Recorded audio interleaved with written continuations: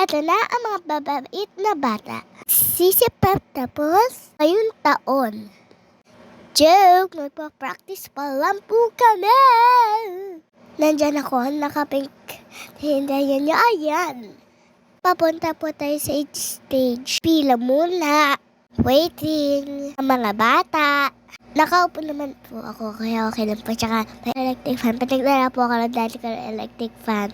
So, ayun na po. Papunta na po tayo sa ating upuan. Per practice lang to guys, ha?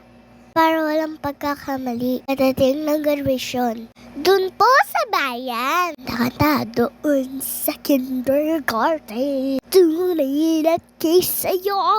Bababa na tayo dyan, mabilis. Dakbo sa mami. Sa Miley, sa mami. Lapit na tayo sa exciting park. Magbibisure na ang mga angel. Kasi mabutang toga para maganda-gandahan. So, hindi na po ako pa-makeup dyan kasi may makeup na po ako. Ayan, patrock rubber. Suotin mo to para complete. 1, 2, 3, guess it, go! Smile, baby girl. Gandahan ang ngiti. Para maraming sabit. Isa pa. Ilabas ang ngipin-ngipin. Picture with by Bessie. Hi, salamat. Natapos din. Congratulations, guys! Medialia de Neris B.